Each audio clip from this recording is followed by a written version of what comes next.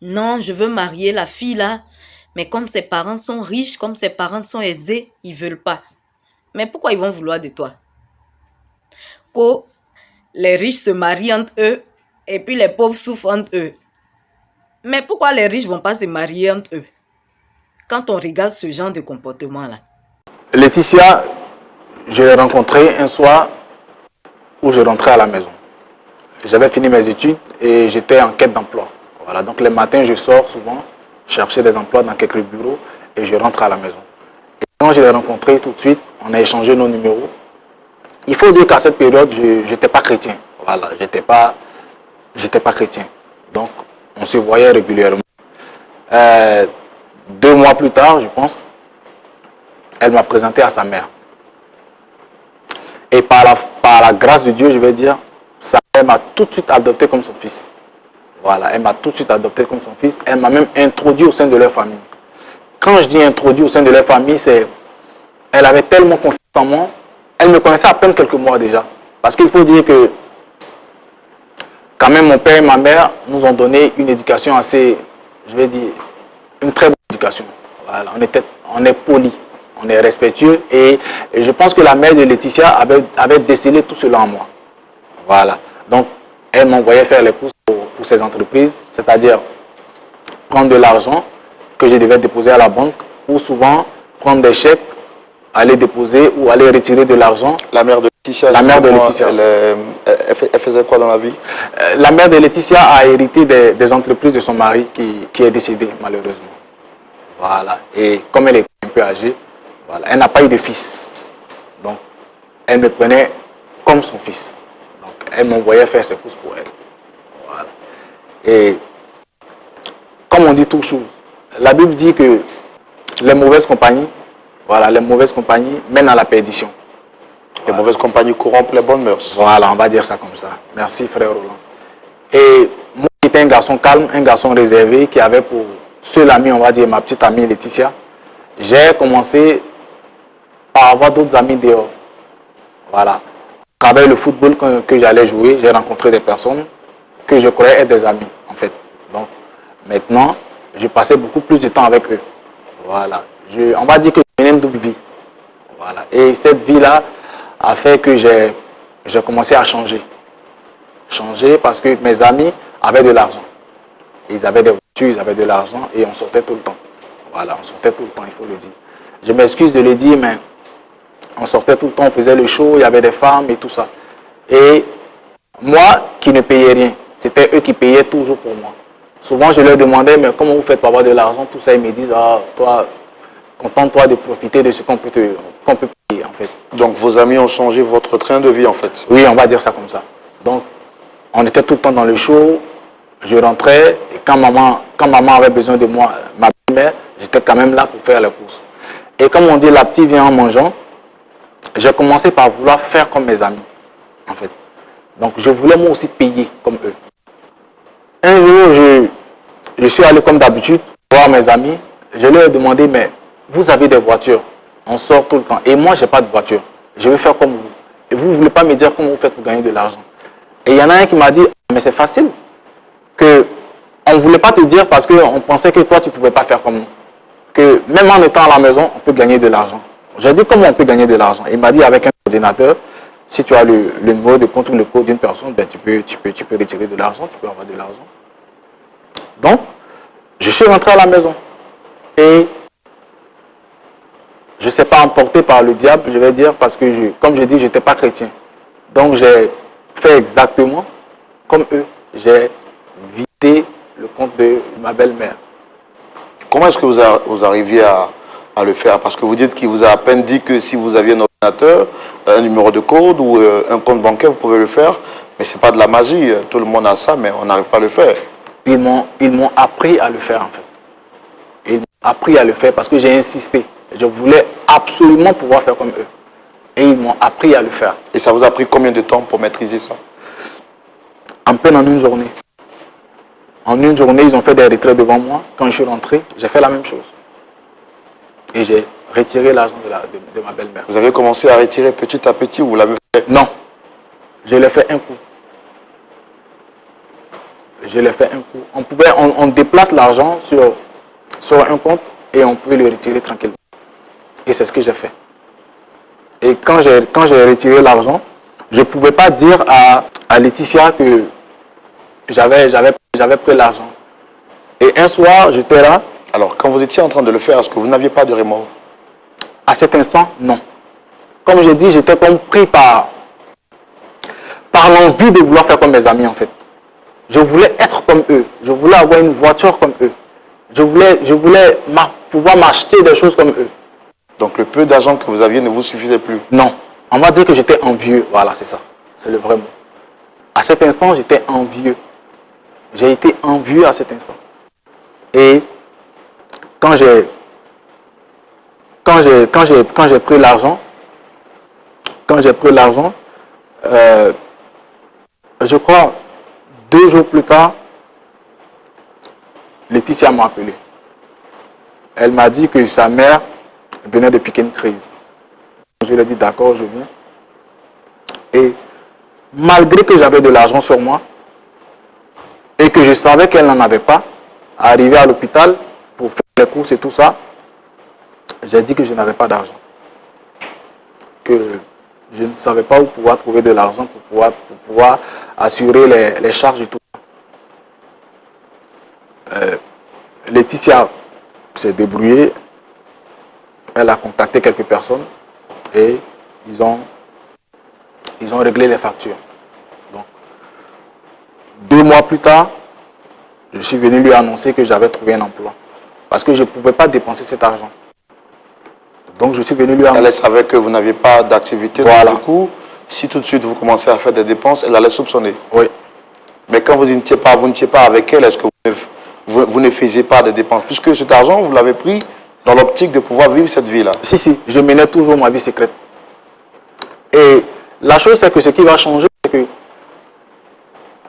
pendant que je menais ma vie secrète et que je ne disais pas à Laetitia que j'avais de l'argent, elle, avec la maladie de sa mère, s'est tournée vers Dieu, résolument. Parce que Laetitia est orpheline. Donc pour elle, il n'y avait que sa mère. Donc elle était dans la prière. Elle était dans la prière, dans le jeûne, tout le temps. Et moi, je menais toujours ma vie secrète. Et comme je vous ai dit, 2 mois plus tard, je suis venu lui dire que j'avais trouvé un emploi qui me permettait maintenant de faire face à certaines dépenses qu'elle avait. Et petit à petit, je faisais quand même les charges. Quelle était sa réaction quand vous lui avez dit que vous avez trouvé un emploi? Elle était très heureuse. Elle était très heureuse parce que pour elle, c'est cela.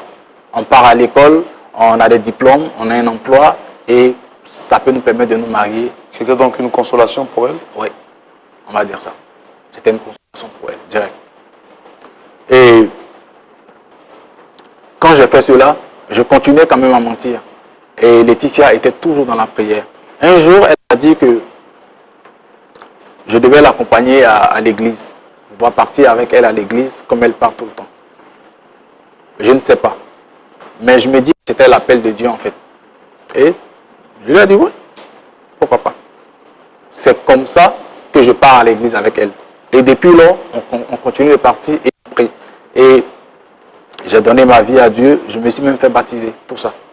Tout allait bien. Maintenant que je me suis fait baptiser et que je connaissais Christ, notre Seigneur et Sauveur, je ne pouvais plus garder le secret que j'avais. Je ne pouvais plus garder ce que j'avais fait. Je ne pouvais pas. Donc je me suis confié à un ami, un frère en Christ aussi, qui s'appelle Joël, et je me suis confié à lui pour pouvoir me décharger. Parce que je ne savais pas comment regarder Laetitia et lui demander pardon. Je ne savais pas comment lui dire ce que j'avais fait. Mais il me fallait me décharger. Donc, je suis allé le voir, je me suis confié à lui et pour qu'il demande pardon à Laetitia. Vous êtes confié à lui dans l'optique de vous décharger ou dans l'optique de demander pardon à Laetitia? Dans l'optique de demander pardon à Laetitia. Parce que c'est le pardon de Laetitia qui va me permettre de me sentir bien. Et c'est ce que j'ai fait. Et qu'est-ce que vous lui avez dit exactement à cet ami? Je lui ai dit que j'avais un secret que je ne savais pas comment faire. Que j'avais fait quelque chose à Laetitia. Et il m'avait demandé quoi. Et j'ai commencé à lui expliquer. Parce qu'il connaissait aussi la mère de Laetitia. Je lui ai dit, tu te rappelles que maman a piqué une crise et elle est malade et tout ça. Il dit, oui, je me souviens qu'on a dit que quelqu'un avait, et ils avaient volé son argent. J'ai dit oui, que c'était moi. J'ai dit que c'était moi et c'était difficile. Je lui ai dit que c'était moi et que je voudrais qu'il demande pardon à Laetitia pour moi. Parce que, étant chrétien, je ne pouvais plus garder ce secret qui me pesait. Voilà. C'est comme ça que Joël va voir Laetitia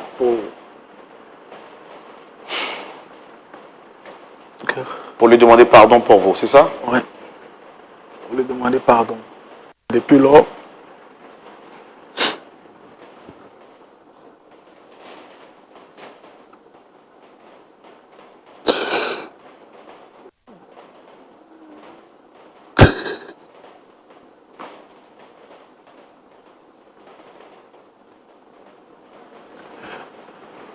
elle ne veut plus me parler.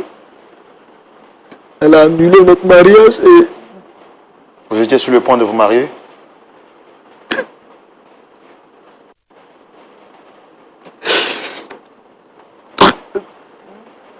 malgré les pardons, j'ai vu certains anciens de l'église et elle ne veut toujours pas me voir ni me parler. Aujourd'hui, c'est le regret d'avoir été envieux, d'avoir gâché l'opportunité que m'avait donnée une dame qui ne me connaissait même pas. Elle a eu confiance en moi comme son fils. En retour, je l'ai poignardé dans le dos.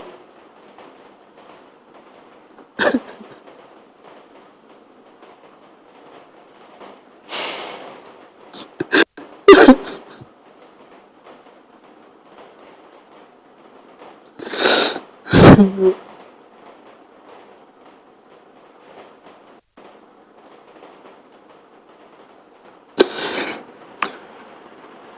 Qu'en est-il de votre belle-mère? Maman est décédée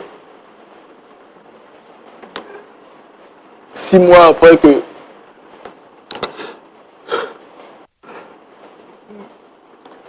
j'ai volé son argent.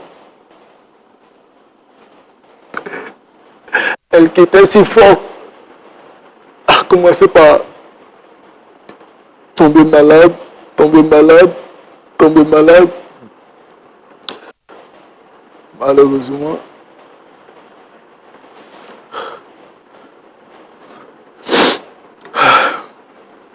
elle nous a quittés. Aujourd'hui, c'est dans le regret que je vis et j'espère que la grâce de Dieu, grâce à vous, grâce à votre émission, grâce au pasteur, peut-être que Laetitia pourra me pardonner. Est-ce que vous êtes conscient que vous demandez quelque chose de difficile à votre fiancé? Frère Roland, Shalom, dame Laetitia. qu'est-ce qu'il fait ici? Installez-vous, je vais tout vous expliquer. Qu'est-ce qu'il fait ici? Je ne peux pas me retrouver ici avec lui. S'il vous plaît. Non, je ne peux pas. Madame, s'il vous plaît, asseyez-vous. Est-ce que vous savez au moins ce qu'il m'a fait? Je suis au courant de tout, s'il vous plaît, asseyez-vous. S'il vous plaît. Laetitia. Lâche-moi. Laetitia. Ne me touche pas. Pardon. Je te dis lâche-moi, ne lui mets pas hors de moi. Frère Roland. Pardonne-moi, Frère Laetitia. Roland. Il continue, je vais partir. Monsieur Jérôme, s'il vous plaît. Je vais partir. Non, s'il vous plaît, asseyez-vous. Monsieur Jérôme, s'il vous plaît, essayez de vous rasseoir. Faites l'effort de vous rasseoir, s'il vous plaît.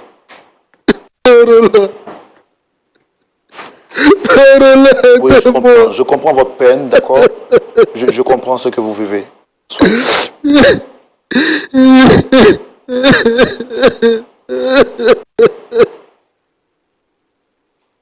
Essayez d'être fort. Essayez d'être fort. D'accord? Parce que si vous pleurez tout le temps, on ne pourra pas trouver une solution. C'est pas facile, je sais. Je sais que vous regrettez. Et je crois que le Seigneur vous fera grâce. Asseyez-vous, s'il vous plaît. Essuyez vos larmes, s'il vous plaît.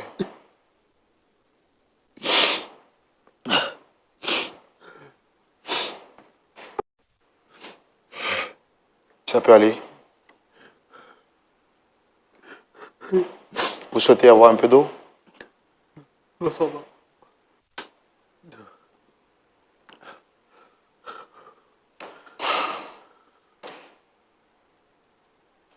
Dame Laetitia, je sais bien que ce n'est pas facile pour vous et pour moi, ce n'est vraiment pas facile. Monsieur Jérôme a eu l'occasion de nous expliquer les raisons pour lesquelles vous refusez de le rencontrer. Et je sais que, à votre place, peut-être que j'aurais fait pire. Mais déjà, je tiens à vous dire merci d'être resté. Merci d'avoir accepté d'abord de venir, ensuite de vous asseoir. Ce n'est pas facile. Mais moi également, je voudrais entendre votre version des faits. Tout à l'heure, vous avez dit que vous ne souhaitez pas le rencontrer, vous ne souhaitez pas parler avec lui, vous ne souhaitez pas le voir. Qu'est-ce qui s'est réellement passé? Il a détruit ma vie. Il m'a tout pris.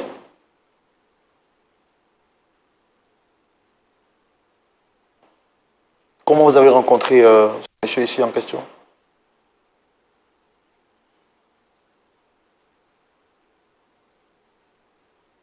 Je me baladais un soir dans mon quartier et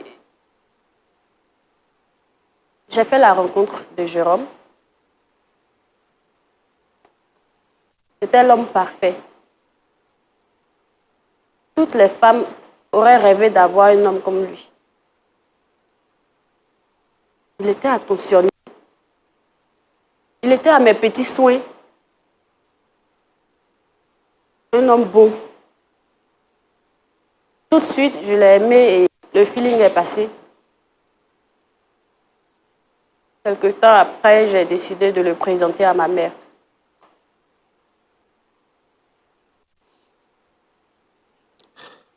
Elle n'avait pas d'enfant garçon, donc elle a immédiatement aimé son affaire.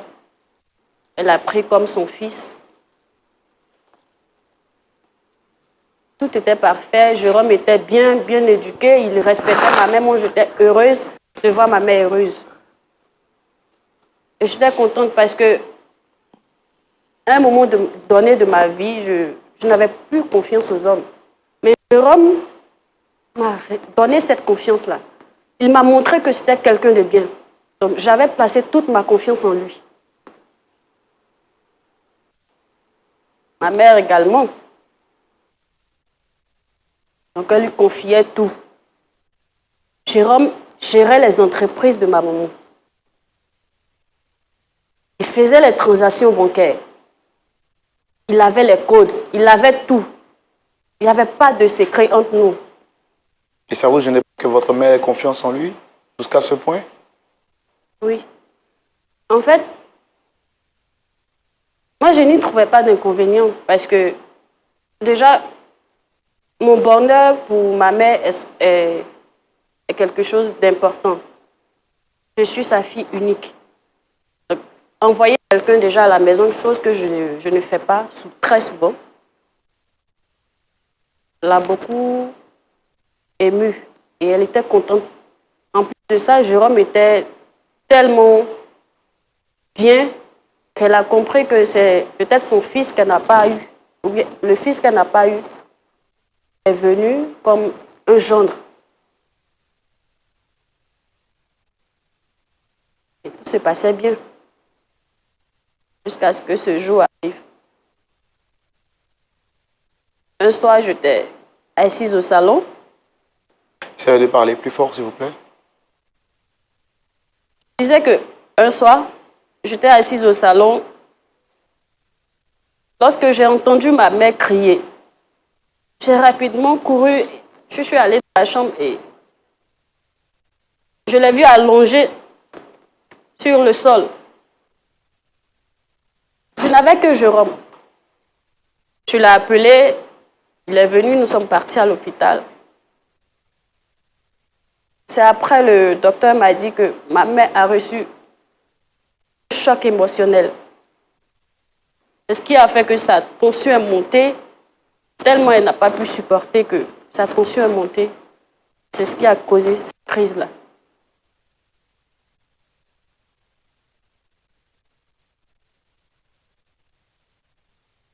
Et donc le docteur l'a mis sous traitement. Nous sommes rentrés à la maison. C'est là qu'elle m'explique pourquoi elle a eu cette crise.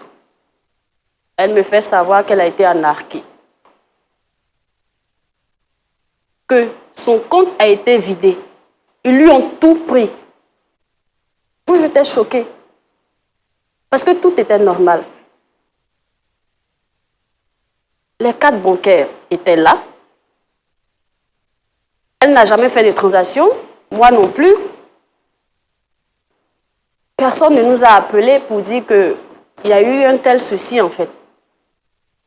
Et subitement, elle reçoit un message qui dit qu'elle a pris la totalité de son argent en banque.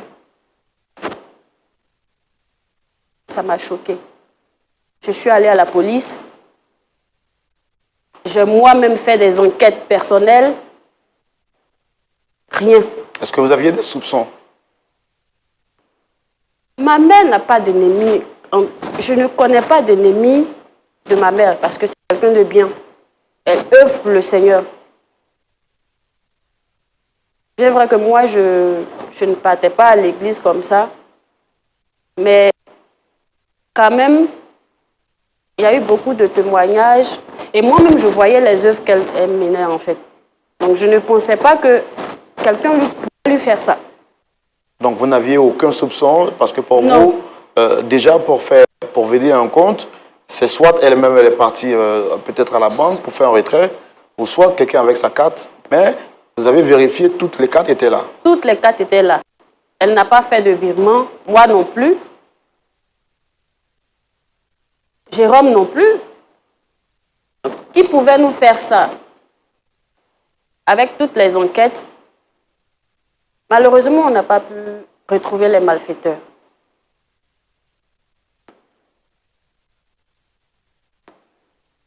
Donc, parce que elle est tombée malade. 2 mois après, il y a Jérôme qui est venu me voir et il m'a dit qu'il a eu un boulot. Honnêtement, c'était un soulagement. Parce qu'avec les difficultés qu'on vivait déjà, avec la situation de maman, je ne savais pas quoi faire. Et venu me dire qu'il a eu un boulot, je remerciais Dieu. Non seulement pour lui, qui cherchait depuis un emploi, mais aussi pour ma mère qui aura au moins la chance d'être traitée, d'être soignée.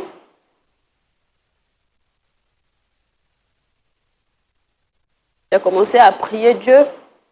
Cette situation m'a rapproché de Dieu. Je jeûnais, je priais pour sa santé. Je ne dormais plus.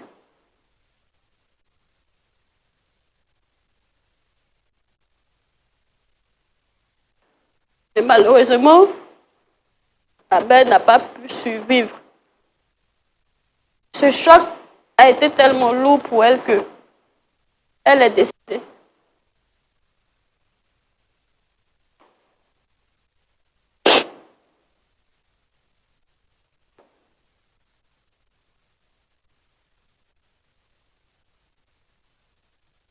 Vraiment, que le Seigneur vous fortifie.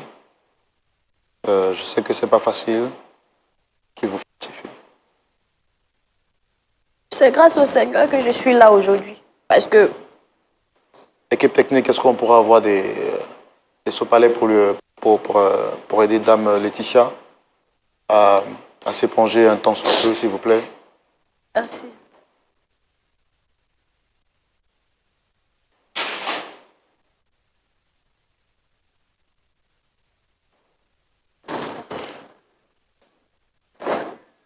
Merci beaucoup.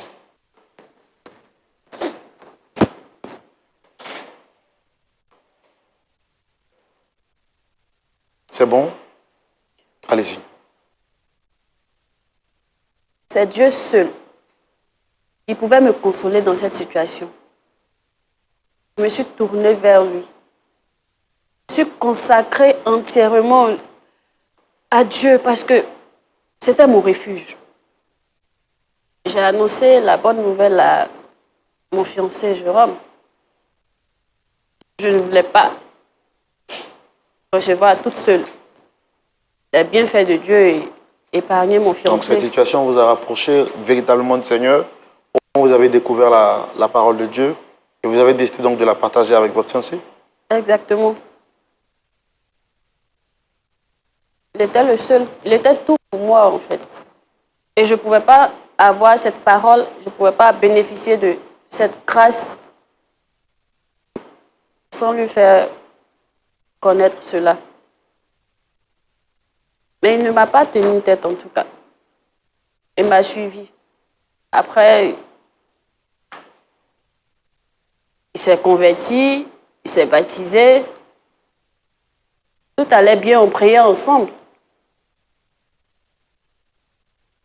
Jusqu'à ce que 2 mois avant notre mariage, parce qu'on a décidé de se marier, de régulariser notre situation devant Dieu. Après avoir connu tous les deux le Seigneur. Exactement. Après son baptême et tout, on a décidé de régulariser notre situation. Et là, 2 mois avant le mariage, je reçois la visite du frère Joël, qui est aussi l'un de ses amis. Le frère Joël m'a dit, enfin, m'a confié quelque chose que je ne pouvais pas imaginer. Jamais je n'aurais imaginé cela. Je ne pouvais pas imaginer que Jérôme pouvait me faire ça. C'est lui que vous voyez là. C'est un sorcier, un criminel. Il a assassiné ma mère.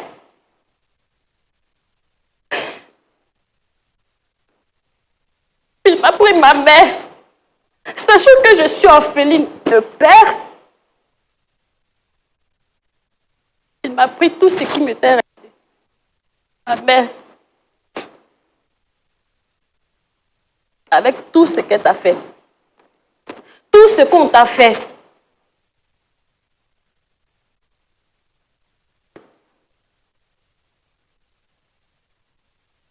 Quand le frère Joël m'a annoncé ça, je l'ai confronté. Il vous a annoncé quoi exactement? Il m'a dit que il est venu parler en son nom pour me demander pardon pour le fardeau qu'il n'arrivait plus à supporter. Que c'est lui qui a été à la base de l'arnaque du compte de ma mère. C'est lui qui a dévalisé le compte de ma mère, qui a tout volé. Mais je dis c'est lui qui a tué ma mère parce que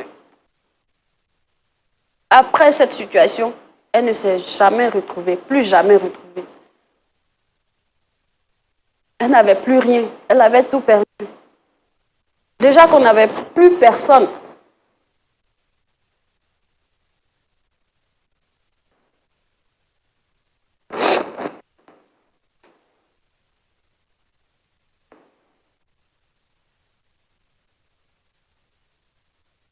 Et tu viens t'asseoir ici pour me demander pardon.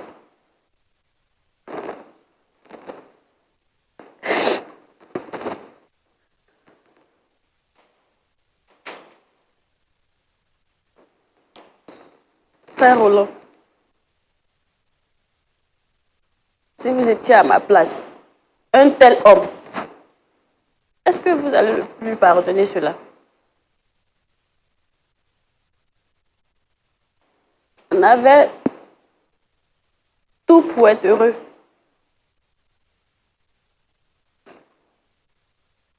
Mais il a tout gâché. Il a tout détruit.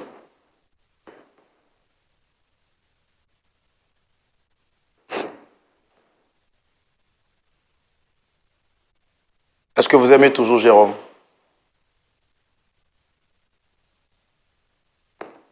Avec tout ce qu'il a fait.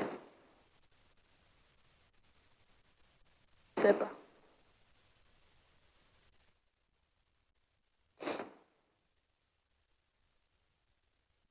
l'estomac.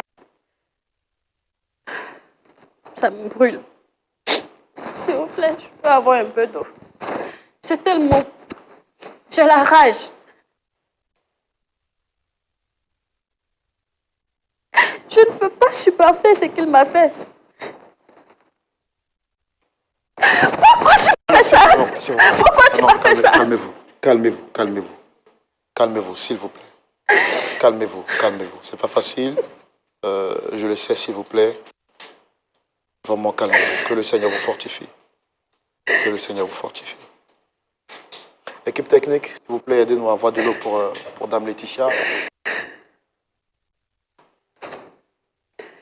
Vraiment que le Seigneur vous fortifie. Allez-y, buvez un coup.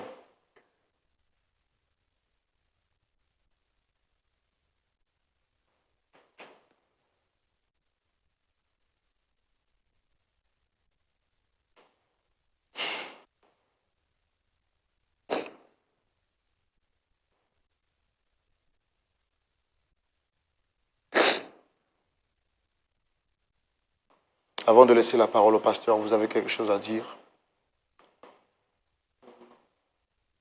Good job, good job. Comme je l'ai dit, c'est aidez-moi à lui demander pardon. Je regrette. C'était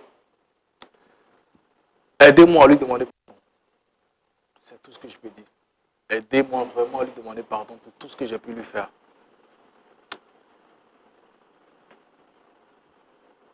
Vous ne connaissez pas le Seigneur en ce moment, donc c'est ça? Vous ne connaissez pas le Seigneur en ce moment? Oui. À cette période, j'étais jeune, je ne connaissais pas le Seigneur, je ne priais pas, je ne connaissais pas Christ, notre Sauveur. Mais aujourd'hui, je sais ce que c'est que faire le bien et ce que c'est que faire le mal. Alors, est-ce que le fait de ne pas connaître le Seigneur justifie que nous marchions en dehors de la morale? Je vais dire quand même oui. Je vais dire oui. Parce que aujourd'hui, l'homme que je suis devenu ne pourrait pas faire cela. Ne pourrait pas faire ce que j'ai pu faire à Laetitia et à sa mère. Car oui, le Seigneur nous donne la force de ne point être envieux. Ce que j'ai été autrefois. Nous sommes des chrétiens. Nous devons pardonner. Dieu est amour. Lui-même, il nous pardonne tous les jours. Jésus même, quand il était sur la croix, il a prié, il a pardonné à ceux qui l'ont crucifié.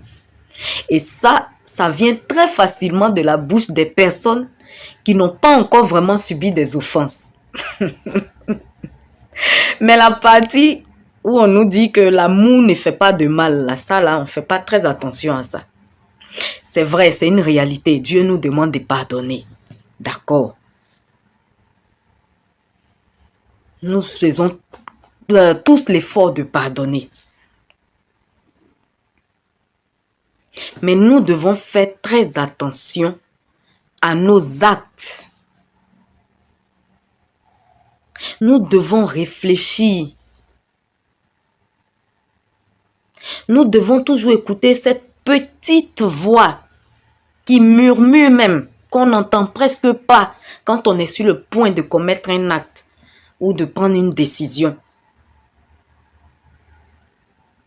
Et non se laisser emporter par la voix qui crie presque sur nous, qui nous dit fais ça, fais ça, fais ça, oui, vas-y, tu es sur la bonne voie.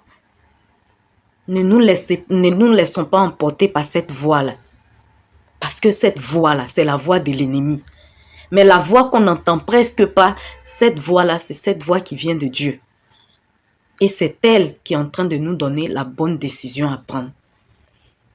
Parce que lorsque nous finissons de poser un acte, même si,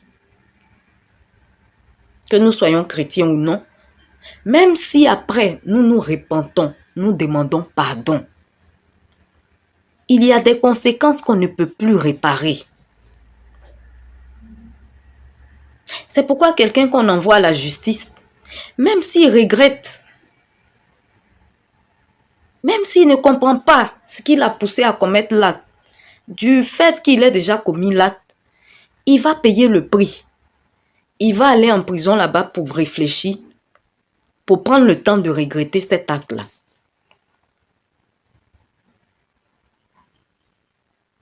Il y a des actes dont on ne peut réparer les conséquences. Une personne qui est morte, elle n'est pas allée en voyage pour revenir.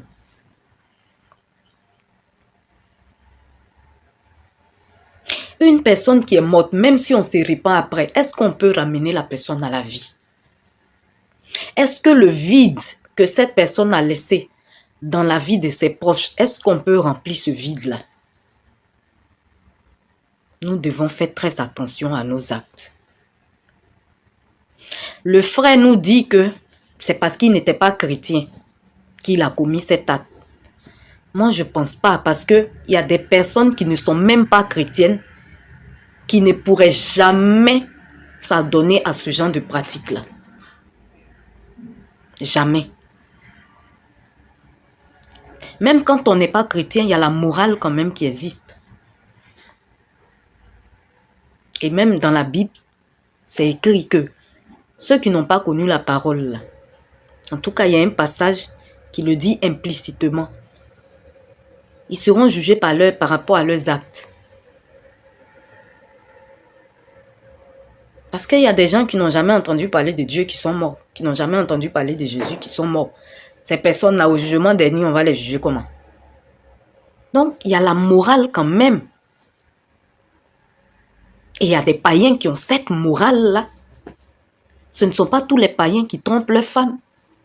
Ce ne sont pas tous les païens qui sont des voleurs. Ce ne sont pas tous les païens qui commettent de mauvais actes. Donc lui-même là, c'est parce que c'était en lui, c'est parce qu'il est envieux, c'est tout. C'est comme ça, il y a des chrétiens qui sont tout le temps à l'église, mais qui sont envieux. Et à cause de cette envie-là, ils se laissent conduire, séduire par des choses et ils prennent des décisions qui vont à l'encontre de la parole de Dieu. Quand on a les yeux plus gros que sa tête là, voici ce que ça produit. Quand on veut ressembler aux autres, voici comment on se comporte. Quand on veut vivre une vie qui n'est pas la sienne, voici comment on se comporte.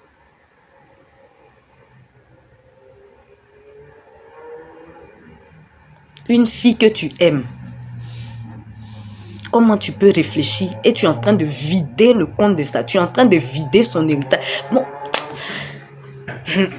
tu es en train de vider son héritage et ça te dit rien. Pourtant, la maman t'a adopté. Vous allez vous marier. Ce n'est pas un héritage que tu allais gérer. Quand on est pressé, on est plus pressé que le temps.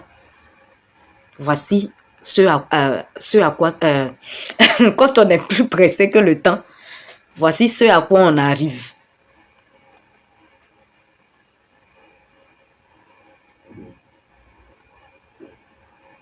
Et on va beau regretter. Il y a des actes qu'on ne peut plus réparer. On n'aura que le regret. C'est tout. Donc, si ça fait mal aux pauvres que les riches se marient entre eux, qu'ils s'enrichissent entre eux, que les pauvres aussi se mettent ensemble pour travailler dur, pour devenir aussi riches. Parce qu'il y en a là, il y a certains riches, beaucoup même de riches, qui ne sont pas nés avec une cuillère en or dans la bouche. Ils sont nés dans l'extrême pauvreté. Et puis, ils se sont battus pour devenir riches. Donc, la richesse, là, c'est permis aussi à tout le monde. Surtout, sans passer par des pratiques bizarres.